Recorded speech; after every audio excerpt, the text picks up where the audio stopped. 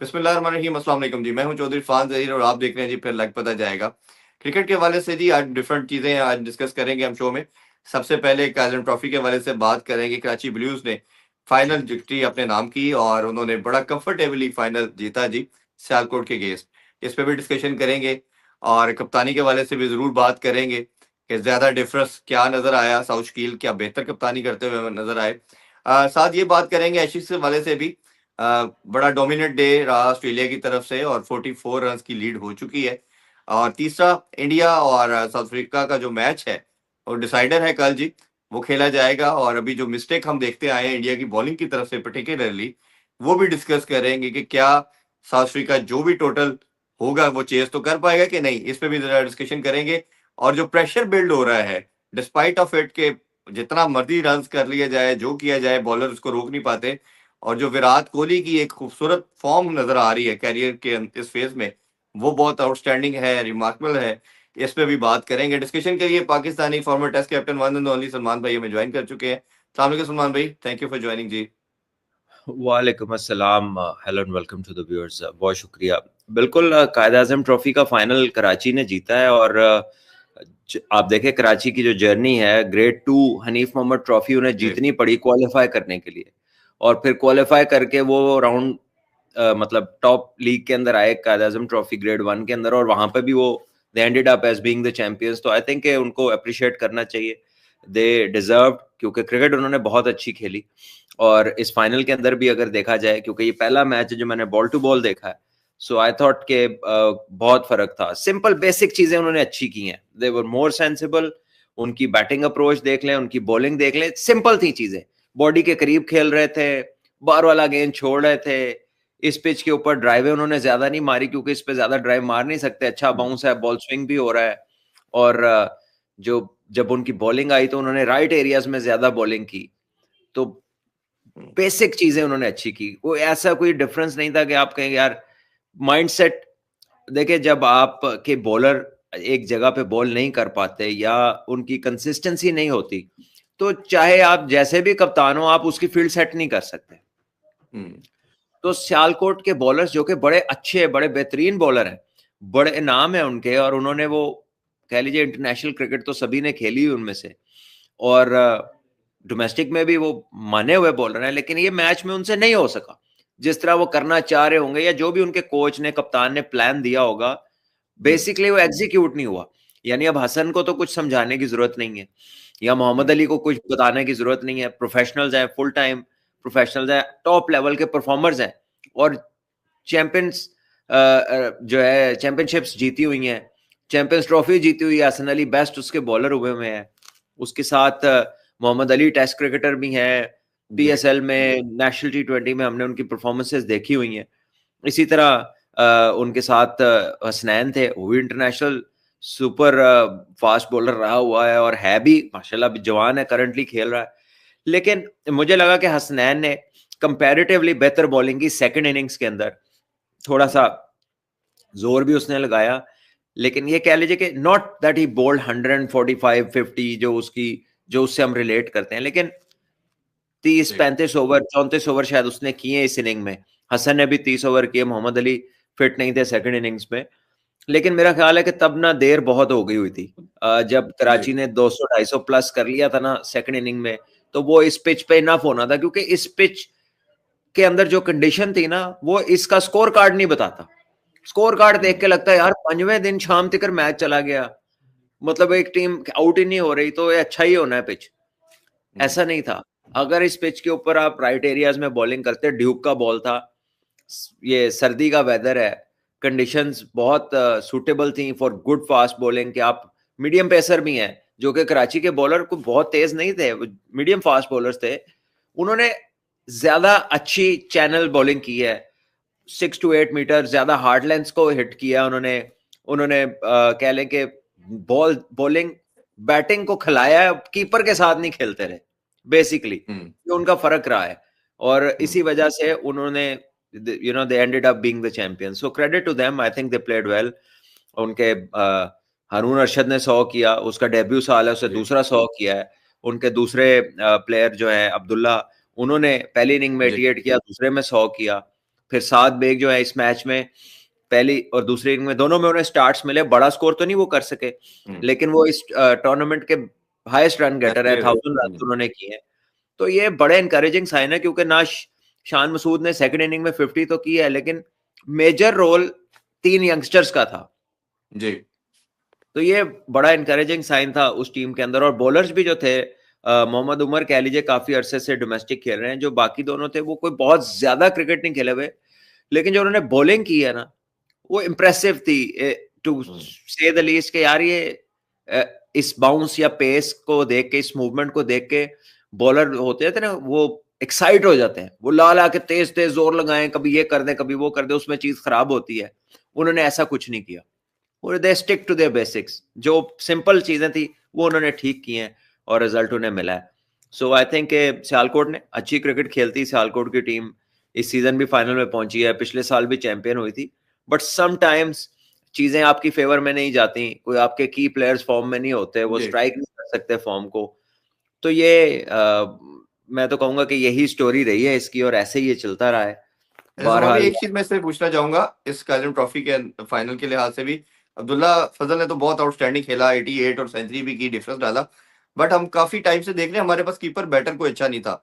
तो साथ में एक हाईएस्ट रन गेटर भी रहा और बेस्ट बैटर भी मिला, उसको अवार्ड भी मिला। तो आपके ख्याल में ये एक ऐसी कमोडिटी है, आपने बड़ा क्लोजली भी देखा इस बच्चे को, अंडर 19 का भी कप्तान रहा, कि अगर हम कीपर के तैयार करने की बात करते हैं, आपको लगता है कि ये लड़का है जो फ्यूचर में एक लंबे टाइम रिजवान के बाद हम देखते हैं तो कोई ऐसा हमें नजर नहीं आता?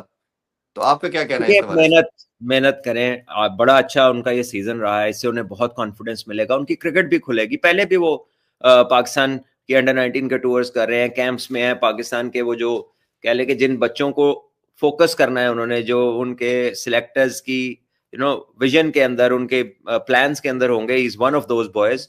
तो the only thing he has to do is work hard and keep improving himself. तो बारी तो आ ही जानी है, इधर कौन सी को पीछे बड़ी लंबी लाइनें लगी हुई हैं, स्पेशली कीपर बैटर्स की। हम ये देखते हैं कि कीपर बैटर के ऊपर कोई बैट्समैन जो थोड़ी सी कीपिंग कर ले, कोच उसको ज्यादा प्रेफर करे। सो बेसिकली वो चाहते हैं कि उन्हें कोई कीपिंग में कोई एक्सप्लोसिव बैटर्स मिले और थोड़ा कंसिस्टेंट भी हो, यानी थोड़ी बैटिंग भी करे, स्लॉगर ना हो, बैट्समैन हो, ठीक है ना। तो ये बच्चा अच्छा खेलता है, 1000 स्कोर ऐसे नहीं होता सीजन में, 1000 स्कोर जो है ना ये ऐसे नहीं होता, ये एक स्लॉगर नहीं कर सकता 1000 स्कोर, मैंने सुना तो नहीं है, कभी ना देखा है। तो ये है कि he looks good, he should keep working hard and keeping पे अपनी ज्यादा अच्छा तेज, उसको he needs to get more fit, definitely needs to get more fit. मैंने उसकी कीपिंग देखी है, he can do a lot of good for himself and hopefully for Pakistan। तो टैलेंट बहुत है, टैलेंट मैनेज करना है, और टैलेंट मैनेज करने का बेहतरीन तरीका ये है कि गाइडेंस अच्छी हो और प्लेयर को समझ आ जाए कि यार मुझे किस चीज की जरूरत है, मैंने वर्ल्ड क्लास कैसे बनना है। पाकिस्तान खेलना is a path, but the aim should be to become world class. और वर्ल्ड क्लास अब तभी बनते हैं जब आप वर्ल्ड लेवल पे लोगों को हराते हैं जाके। पाकिस्तान तो खेल ही जाएंगे यार, मतलब it's a big thing, but think bigger. तो इस तरह की अपनी सोच बनाए, इस तरह की गाइडेंस बच्चों में लेके आए और उन्हें रियलाइज कराएं हर बंदा डिफरेंट है, हर बंदे का अपना वर्क एथिक है, हर बंदे के अपने डूज एंड डोंट्स है, हर बंदे के लिए कुछ काम करता है और कुछ मेरे लिए करेगा, कुछ आपके लिए करेगा। तो हमने सबको एक सांचे से नहीं गुजारना, we have to let people be and excel and help them excel. उनकी मदद करनी है, उनके तरीके के अंदर एडिशन करनी है, ये नहीं करना कि वो कुछ और करा दे और वो अपनी चाल भी भूल जाए जी। तो बस अब ये बच्चे, क्योंकि आज ये इस टीम में है, कल ये किसी डिपार्टमेंट में जाएगा, उधर नया कोच नई मैनेजमेंट, वहां से ये कल किसी ए टीम में जाएगा, नया कोच नई मैनेजमेंट, फिर पीएसएल में जाएगा, तरह तरह के नए कोच, तरह तरह के मैनेजमेंट। तो इतने हाथों में बच्चों में जाना है, at times young players can get confuse क्योंकि डिफरेंट एडवाइस मिल रही होती जी। सो इट इज इंपॉर्टेंट के मेंटोरिंग जो हो, it should be to get people to know themselves, कि जब अपना और अपनी गेम का पता चल जाएगा, अपनी ऑपरेटेबिलिटी समझ आ जाएगी कि कहां पर क्या करना है, इसमें मैं कैसे अच्छा हिस्सा डाल सकता हूं, तो फिर प्लेयर के लिए भी आसानी है। And please don't over coach people, don't over coach. मैं जो चीज नोटिस कर रहा हूं ना, जो माहौल देख रहा हूं, ओए होए, इंफॉर्मेशन के अंबार लगे हुए हैं, ऑथेंटिसिटी हो ना हो, ठीक है, वो बस किधरों कोई चीज पढ़ ली, किधरों आ गई, किसी ने दस दी, को दिमाग च कोई चीज ने घंटी बजाती तो उन्होंने कहा दस दो, ला दो, कर दो, ना करो, खुदा का वास्ता ना करो। ये इंग्लैंड की टीम देख लो, ये एशेज चल रही है, क्या उनकी डिटेल्स और कोचिंग और मेथड्स और मतलब जी कौन सी चीज है जो उन्होंने नहीं कर दी, ठीक है। लेकिन वो जब ऑस्ट्रेलिया से खेलते हैं, हो सकता है वो जीत भी जाए, लेकिन वो कन्फाइंड है, कन्फाइंड है वो, मतलब एक दो के अलावा, दो तीन के अलावा वर्ल्ड क्लास कोई नहीं है उनमें। एक जो रूट है, जी एक बेन हाँ स्टोक्स जी है, ठीक है। बाकी और आर्चर है उनकी बॉलिंग में, जो थ्रेट है, थोड़ी देर का थ्रेट है, वो लंबा थ्रेट नहीं है। हाँ तो जी, शुरू में नहीं बोलते। उसका एटीट्यूड जो है ना, जब वो फास्ट बॉलर की तरह रिएक्ट करता है, जोर भी लगाता है और थोड़ा अग्रेसिव होता है, तो वो सामने वाले के लिए थ्रेट बनता है। फिर then there comes a period जब वो थोड़ा सॉफ्ट हो जाता है, पेस भी उसकी मेलो हो जाती है, तो वो हर स्पेल में थ्रेट नहीं होता, वो उसका जी एक आधा स्पेल भी होता है बस। तो दे लैक एटीट्यूड, ठीक है ना। दैट इज, उनको देख के ना मैकेनिकल फीलिंग आती है कि ये हर काम दा हिसाब लगा है, हर काम दा हिसाब लगा है, मैं इन्ना कर लिया, मैं इन्ना नहीं करना, उन्हें इन्ना थक गया, उन्हें इन्ना नहीं थकाना, उन्हें इन्ने ओवर करने है नहीं करना, ठीक है। वो हर किस्म की डिटेलिंग उनकी हुई है, लेकिन उनका रिजल्ट नहीं आता। अपने ही मुल्क में उन्होंने फटे विकेटें बनानी शुरू कर दी, ठीक है, जी ताकि उनके बैट्समैन खेल सके। वो सीरीज ऑनलाइन थी उनके इंडिया के खिलाफ, उनके बॉलर्स को रेस्ट चाहिए था, उनकी वर्कलोड हाँ जी मैनेजमेंट चल रही थी। वो तुसी करते रहने मैनेज यार, विन द सीरीज। उधर सिराज खेला कि नहीं खेला, उसने पांचों मैच खेला। पांचों मैचों में। ये ये एटीट्यूड होता है, ये एटीट्यूड नहीं होता जैसे बैठ जाते हैं, हल्की सी चीज पकड़ते बैठ जाते हैं। पहले कि आप लोगों की सुने को, पाँव ब्लीड कर रहा है, वो खेल रहा है, ही वांट्स टू विन, ठीक है। कोई अपने आप को कह ले को पेन किलर्स लगा रहा है, वो खेल रहा है because he wants to win, ठीक है। लेकिन अब में एटीट्यूड में बहुत फर्क आ गया, प्रायोरिटीज भी चेंज हो गई, और कुछ जो नॉन क्रिकेटिंग एंटिटीज, किताबी एंटिटीज जो एंटर हुई ना गेम में, बिकॉज उनकी गेम के साथ इमोशनल अटैचमेंट नहीं होती, हाँ जी उन्होंने गेम की डेप्थ को टेस्ट नहीं किया होता, तो वो फिर ना वो डॉक्टरी वाली बातें करते हैं। हालांकि अच्छा डॉक्टर भी जो होता है ना, वो मरीज पे दवाई नहीं थोपता, वो उससे सुन के अंडरस्टैंड कर रहा होता है कि इसकी फीलिंग क्या है, इसको किस हिसाब, इसको मेडिकेशन कितनी चाहिए, या इसको कोई दूसरी चीज चाहिए, ठीक लेकिन है। सुभान वो भाई, ब्रेंडन मैकलम, मैं सॉरी इंटरप्ट कर रहा हूँ, वो तो इतना क्रिकेट खेला है। चलो माइक एसन की हम कह सकते हैं कि वो बुकिश कोच है, वो खेला नहीं है, उसको फील का नहीं आइडिया। बट ब्रेंडन मैकलम तो बहुत क्रिकेट खेल के आया है, और उसके साथ ये टीम के साथ ये सब कुछ हो रहा है। नहीं देखे, एक फॉर्मेट है, टेस्ट का फॉर्मेट है। आप एंटरटेनमेंट ओवर एफिशिएंसी ले गए, एफिशिएंसी को आपने पीछे कर दिया, आप एंटरटेनमेंट को, वो जब भी बात करता है एंटरटेनमेंट की बात करता है। वो तो कहता है ना कि हमने ऐसे ही खेलना है, रिजल्ट वॉट एवर। ऑस्ट्रेलिया की क्रिकेट क्या है, वो सिचुएशन को रिस्पॉन्ड कर रहे होते हैं, वो ज्यादा रेलिवेंट लग रहे होते हैं कि जो चल रहा है उसमें काम कैसे करना है। इंग्लैंड क्या कर रहा होता है कि सानू यही आंदा है जे, अगो जो होएगा वो ताड़ी मर्जी जे, हमने तो यही करना, हमने तो शॉट ही मारनी है। सानू ना कहना कि लेफ्ट कर दो बॉल, हमें ना कहना कि 2 घंटे आराम से खेलो, ना ना ना, सानू नहीं दसो, असी मारनी ड्राइव, भावे पर्थ है, भावे कदाफी है, तो चाहे लॉर्ड्स है, तो चाहे जो मर्जी है, हमने ड्राइव मारनी, 12 लगेगा, असि नहीं छड़ सकते। ये फील आती इंग्लैंड की क्रिकेट को देख के, ऑस्ट्रेलियंस को देख के फील आती है कि वो time to time strategy adjust कर रहे होते हैं, और जहां पे जो जरूरत होती है वो उस तरह की क्रिकेट खेल रहे होते हैं। इंग्लैंड का आता है कि यार बस यही आता है हमसे, ये बस मांगो, इसके अलावा आसान नहीं पता है, असि तैयारी नहीं है भाई, नहीं, हमने फिजिक्स की तैयारी किया, फिजिक्स का पेपर लो, आज केमिस्ट्री का असि नहीं दे सकते। उनके साथ ये वाली फील आती है। So that tells you the difference of the two mindsets. हालांकि इंग्लैंड में टैलेंट, कैपेबिलिटी आपको नजर आती है, बड़े बड़े आला प्लेयर हैं उनके, पेस भी नजर आती है, लेकिन वो जो मैकेनिक ज्यादा नजर आते हैं, और जो एक इमोशनल अटैचमेंट है टू द स्पोर्ट, जो कि विनिंग मींस यू नो जी अल्टीमेट जीत जो है, वो उसके लिए वो इस तरह बेचैन नहीं लगते जिस तरह ऑस्ट्रेलियंस लगते हैं। इसमें भी ये वैसे एक जनरली भी हमने देखा है तमाम टीमों का, अगर आप कंपैरिजन करके देखते हैं, ये ओवरऑल इसमें काफी कमी आ गई है। अगर आप एक डेकेड पीछे चले जाएं, कि हर प्लेयर लड़ रहा है, फाइट कर रहा है, ये जनरली इवन बहुत अभी जैसे विराट कोहली ने बैक टू बैक शो किए हैं, तो एक वो हंगर जो है ना वो नजर आ रहा है। रोहित शर्मा ने 11 केजी अपना वेट लूज किया है, वो नजर आ रहा है कि उसने करके कुछ है, अभी करना है, कुछ अचीव करना है। ये कंप्लेसेंट जो हो गए हैं लड़के आजकल के, इसकी सबसे बड़ी रीजन क्या समझते हैं आप? कि बस ठीक है, प्रोफेशनल ज्यादा हो गए हैं, लीग देखिए, खेल लो, ये कर प्रोफेशनल ले। ज्यादा नहीं हो गए, प्रायोरिटीज चेंज हो गई हैं, they know where the ease कहां पर है और ज्यादा पैसा कहां पर है, तो प्रायोरिटाइज कहीं ना कहीं बहुत सारे, मैं हर प्लेयर नहीं, बहुत सारे प्लेयर्स की तो वजूहत ही हो गई कि यार 4 लीगां खेलनियां साल दियां, अपने आप ਨੂੰ सेव करो, ठीक है। और बहुत सारे कुछ ऐसे भी माइंडसेट्स होंगे, जैसे अभी कायद आजम ट्रॉफी हो रही है, आप कहेंगे यार हुन मैं 10 मैचें जोर लाया, हुन हफ्ते बाद डिपार्टमेंट ਦਾ शुरू है वनडे, फिर ਉਹਦੇ 4 दिन बाद डिपार्टमेंट ਦਾ 4 डे शुरू, फिर उसके महीने बाद पीएसएल है, तो मैंने पीएसएल तक पहुंचना है कामयाबी के साथ, मैंने उससे पहले अनफिट नहीं होना। तो फिर आप अपने आप को बचा बचा के चलेंगे, आपकी 100% एफर्ट नहीं होगी, कहीं आप जोर लगाएंगे, कहीं आप कहेंगे नहीं यार इतने नहीं बनता, कहीं आप डाइव मारेंगे, कई मैचों के करीब आ जाएंगे, हो सकता है गेंद ਤੁਹਾਡੇ ਕੋਲੋਂ लंघ रहा है तो लगता है कि डाई लग सकती, पर रिस्क अगर रहने दो, ना लगाओ। यू नो, ये एलिमेंट्स किक इन करते हैं, ये जितना मर्जी कोई डिनाई कर ले, ये रियलिटी है।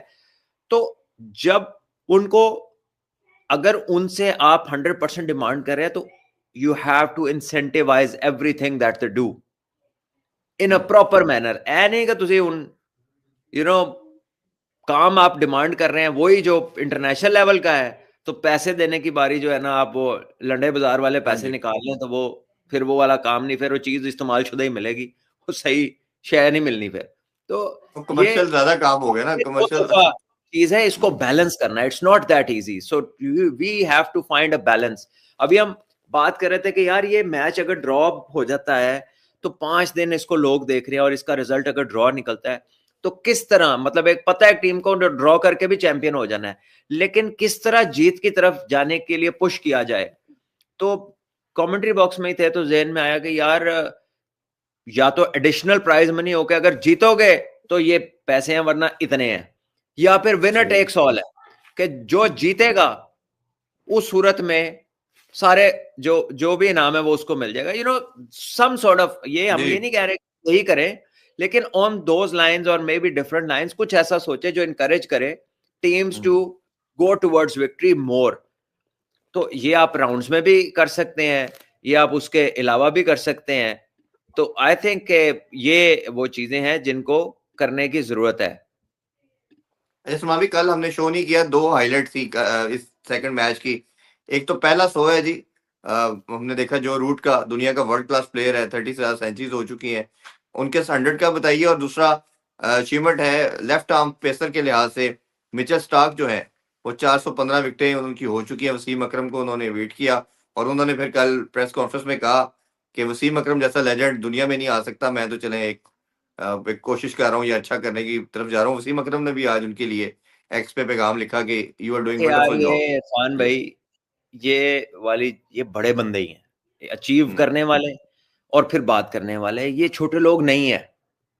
आप उसका दिल देखें ना कितना बड़ा है, कोई एरोगेंस नहीं है। उसने एक चीज जी किया, जी उसने जी, कहा कोई नहीं। वसीम एज द पिनिकल, यानी वो हाँ ऊपर जी। है भाई, वो बेहतरीन है। सही बात। वो कुछ भी कह सकता था, उसने अब ले लिए विकेटें तो वो एक्नॉलेज ना भी करता, लेकिन उसने किया है। सो the respect for the sport, the respect for the art, respect for the opposition या colleague या former कोई senior, ये बड़ी चीजें हैं, ये छोटी चीजें बड़ी नहीं चीज है। है। यही ये चीज हाईलाइट होने वाली है कि यार देखो how people look at other people. तो बहुत सही ही है। खूबसूरत उन्होंने बात की, बड़ा छोटा सा, बड़ा हम्बली उन्होंने चीजों को सम अप किया। और जितने यंगस्टर देख रहे हैं और जो लीग क्रिकेट को डिजायर कर रहे हैं, ये रियल ग्रेटनेस है। वो जी। अपनी जगह ठीक कहेंगे यार साढ़े तो टेस्ट ही नहीं होते, सानू तो पैसे ही नहीं मिलते इन्ने, तो हमारे तो कभी साल में 2 मैच होते हैं, कभी 6 होते हैं। उसको तो पता है उसके 20-22 मैच होने हैं टेस्ट के, और उसको टेस्ट में भी उतना कंपनसेट किया जाएगा जो वो आराम से आईपीएल छोड़ दे। तो ये दो तरफा चीज है। ये प्लेयर्स देखें कि ग्रेटनेस कहां से आनी है, हाई स्किल ऑफ क्रिकेट कहां से आनी है, लेकिन then if you want somebody कि यार ये इतना ज्यादा डेडिकेटेड होके परसू करे ग्रेटनेस को, तो फिर उसको लिए आसानी भी तो करो ना। आप हाँ उसको जी। सिर्फ बातें करोगे कि यार नहीं तू काम कर, नहीं है चाह है, तो उन्होंने कोई आराम नाल कोई दूसरा बंदा आके कि यार इधर आ तू छड़ है गर्मी च फड़ तू $50,000 इधर आ जरा 5 T10 ਦੇ मैच ਤੇ खेल, तो हम्म, वो तो निकल जाएगा T10 के मैच खेलने, 2 ओवर कराने ऐसे हैं, ही। और उसमें 20-25 हो भी गया तो माइंड नहीं करना है, तो आई मारने हैं सारे। हम्म, T20 के जो बॉलर्स है ना मोस्टली, क्योंकि we keep on talking cricket, cricketer से मुलाकात है और अपनी फील्ड भी यही है, उनको 10 हो जाए वो बड़े मुतमईन होते हैं कि यार 8-9 ਦੀ इकोनॉमी हैगी आजकल है, 10 ਦੇ ਅੰਦਰ ਅੰਦਰ ठीक हैगी हाँ चलती। मतलब ठीक है। पहले ना होता था कि कभी कभार ना सीमेंट पे टूर्नामेंट्स होते थे रमजान में, सीमेंट पे छोटी ग्राउंडों में, ये बारादरी एक बड़ा मशहूर जगह है वहां जी, धर्मपुर में, तो मैं उधर एक दो दफा खेलने गया, इत्तेफाक हुआ, सलमान मेरा दोस्त है सलमान कादिर, तो हम एक टीम से खेले, मेरी फॉर्म खराब थी, तो उसने कहा यार सीमेंट के मैच खेल ले, उस पर जरा हिट उट मारेगा बल्ले में लगता है आके, तो बड़ा अच्छा आइडिया था, मैंने खेला जाके, और वाकई वो उससे उसके बाद मैंने इंग्लैंड के खिलाफ 100 किया जाके, उस तो पहले मेरी फॉर्म खराब सी, तो मैंने उधर एक दो बारियां ली। तो वहां पर जो बॉलिंग हो रही होती थी ना, बॉलर से बात करो तो वो कहते थे उस्ताद जी इतने 10-15 स्कोर का ओवर जड़ा ना वो मेडन ओवर समझो, अच्छा। क्योंकि वो ग्राउंड ऐसा था कि उसके हाँ, डायमेंशन सीधा थोड़ा सा दूर था, साइडें बहुत छोटी थी, और हल्की सी यूं करो तो वो बाहर चली जाती थी, और वहां पे 20 ओवर में रन होते थे, मतलब एक बैट्समैन 200 कर जाता था अपना ही, और टीम 350-400 कर रही है 20 ओवर के ऐसे ही। मैच में। तो बताना ये चाह रहा हूं कि वो जो एक सीमेंट, और पता था कि ये ऐसे किया तो चौका है, जरा सी ऊपर टॉप एज हुआ तो छिक्का है, तो उस जगह पे जो मेंटेलिटी थी, अब इंटरनेशनल क्रिकेटर्स में वो मेंटेलिटी नजर आती है कि वो 10 स्कोर हो जाने नु वो समझते ने तो मैं अच्छा ओवर किया तो कोई एडी गल नहीं है, नहीं तो मार पै ही जाती, ठीक है। हम्म, जबकि आज का भी जो ग्रेट बॉलर है या जो टॉप बॉलर है, अब बुमराह को देखे T20 में उसकी इकोनॉमी 6 के नीचे है, जी, वसीम भाई दुनिया के टॉप बॉलर थे, उनकी 5 के नीचे इकोनॉमी थी वाइट बॉल क्रिकेट में। जी, हम्म, तो अपनी अपनी चाहत और अंडरस्टैंडिंग की बात, और फिर एक आपके एनवायरनमेंट भी है, एक आपके हालात भी हैं, एक आपकी जरूरियात भी हैं, आप कहते हैं यार ठीक है उनको कौन जाके ना पता नहीं है इंजरी हो जाए, 4 साल दे टेस्ट मैच है ने मैं 30 ओवर दी जान मारा तो बाद चो मैनू किन्ने पूछना है, आप इंजर्ड हो जाए आपका हम्म, सेंट्रल कॉन्ट्रैक्ट नहीं रहता। इन सम केसेस लड़के ये कहते हैं कि जी हम इंजर हो गए, हमने तो कॉन्ट्रैक्ट से बाहर हो जाना है, फिर तुम सानू पूछोगे, तो बंदा वहां पे चुप कर जाता है कि यार इसको बंदा क्या बताए अब। लेकिन सलमान भाई दूसरी तरफ देखे ना, जैसे पैट कमिंस ने, हेजलवुड ने, और ये मिचेल स्टार्क ने 8-9 साल इन्होंने आईपीएल नहीं खेली, हर साल ऑफर होती थी। तो भाई जैसे साहब ही यही इन्होंने तो टेस्ट बता रहा हूँ, चैंपियनशिप वर्ल्ड कप जीत के फिर आए हैं ये, मतलब उससे पहले तो उन्होंने नहीं खेला। तो वो कंपनसेट होते रहे हैं ना, हाँ, उनको उस तरह के पैसे मिलते रहे हैं ना। हम्म, अब आपके कुछ प्लेयर है, फॉर एग्जांपल पिछले अपने अदवार देखें पीसीबी के, बहुत सारे ऐसे हमारे प्लेयर्स थे हमारे टाइम पे भी और बाद में भी, कि जो अनफिट भी होते थे तो 60 टूर पे ले जाते थे क्योंकि कप्तान को पसंद है, हाँ जी, और कुछ हाँ प्लेयर जी, होते थे कि परफॉर्म कर रहा है और करते करते अनफिट हो गया, तो 2-3 महीने बाद सेंट्रल कॉन्ट्रैक्ट, अगले सेंट्रल कॉन्ट्रैक्ट में भी नाम नहीं आना, फिर वो गायब, फिर वो नजर ही नहीं आना। सो हम्म, बिकॉज ऑफ लाइकिंग और डिसलाइकिंग और सम अदर एलिमेंट, आपका टैलेंट जो है ना उसका ट्रस्ट नहीं है कि सिस्टम उसके साथ खड़ा होगा या नहीं होगा। हम्म, ये मैं एक ट्रेंड बता रहा हूं जो जनरल थिंकिंग है, नॉट टू से कि जी, ये शुरू से है, ये किसी एक हम्म, पर्टिकुलर क्रिकेट बोर्ड के होते हुए नहीं, हर दौर में insecurity has been the biggest issue. तो किसी एक आधे के ऊपर जनरोसिटी आ जाती है कि यार चलो एनू असी इसको कॉन्ट्रैक्ट दे देते हैं 1 साल और ना, चाहे अनफिट भी है, तो जिसको जरा इंपॉर्टेंट समझते हो, लेकिन अक्रॉस बोर्ड ऐसा नहीं होता। हम्म, लेकिन the human psyche is, the nature is कि जब किसी को मुसीबत है तो तब उसके साथ खड़े हो, हम्म, जब वो ठीक है तो ਤੁਹਾਡੀ मजबूरी है ਉਹਦੇ ਨਾਲ खलोना, हम्म, ठीक है। तो पैट कमिंस को ऐसे ही। जब हुआ था फ्रैक्चर तो 2 साल वो कॉन्ट्रैक्ट से बाहर नहीं हुआ, उसको उन्होंने कवर मॉडल बना दिया था हम्म, किसी मैगजीन का, और वो प्रॉपर वो उनके शूट्स भी कर रहा था, and he was being held as a future star, और उसके साथ वो सारी चीजें चेंज नहीं हो गई थी। हम्म, तो अगर आप डिमांड करते हैं to be very true to the cause, then you have to be true to the subject as well. ये वन वे हम्म। ट्रैफिक तो हो नहीं सकती, नहीं, जैसे ठीक है। स्टुअर्ट ब्रॉड को और एंडरसन को इंग्लैंड ने 14 साल सबसे हाईली पे किया, उनको रेम्यूनरेट ज्यादा किया कि आपने कोई लीग नहीं खेलनी, आपने छोटा फॉर्मेट नहीं खेलना। तो सामने सलमान भी, अगर जो रूट के हवाले से कुछ कहना चाहे, फिर मैं लास्ट क्वेश्चन आपसे कल जो वाले मैच रूट का ने बहुत उम्दा बारी ली है और उसने हेडन को भी बचा लिया है और उसने बहुत शानदार बैटिंग की है. He has shown that world class player knows how to adjust. He made adjustments. उसने अपने ट्रू स्कोरिंग जोन्स को एडजस्ट किया, साफ दिखाई दे रहा था. और आई थिंक इंग्लैंड का तो वो ग्रेटेस्ट प्लेयर है, इसमें कोई शक नहीं है. और उसके इर्द गिर्द जो हो रहा है इंग्लैंड की जो प्लेयर्स हैं वो unless they start to learn from Joe Root, ठीक है ना, और जरा वो बैस बॉल से बाहर आए तो मेरा ख्याल है फिर टेस्ट क्रिकेट में वो कोई रेलिवेंट परफॉर्मेंसेस आएंगी. लेकिन अगर वो अपने स्टाइल से टेस्ट क्रिकेट को खेलना चाहेंगे तो यस सक्सेस आएगा, लेकिन पैची सक्सेस आएगा, कंसिस्टेंसी नहीं होगी उसमें. दे हैव ग्रेट टैलेंट, लेकिन वो अपने आप को खुद ही उन्होंने कन्फाइन कर लिया कि बस हम तो बस यही है हमारे पास. तो this is not a great idea. और बॉलिंग भी जो उनकी है वो एक जगह पे वो भी बॉल नहीं करते, इधर उधर दाएं बाएं. अब ड्यूक के बॉल से स्विंग होता है उनका बॉल, कुकबरा पे आके थोड़ी देर बाद उन्होंने हाँ जी होता ही कुछ, ठीक है. और वो हिट द डेक वाला उनका सीन नहीं है. ऑस्ट्रेलियन ला ला के मारे जाते हैं, उनको आदत है हार्ड विकेटों पे. लेकिन इंग्लैंड के बॉलर जब इधर आते हैं, वो जोफ्रा आर्चर का बॉल थोड़ा बहुत स्विंग हुआ है, नया बॉल है तो नया थोड़ा थोड़ा हुआ है, उसके बाद इनका कुछ नहीं होता.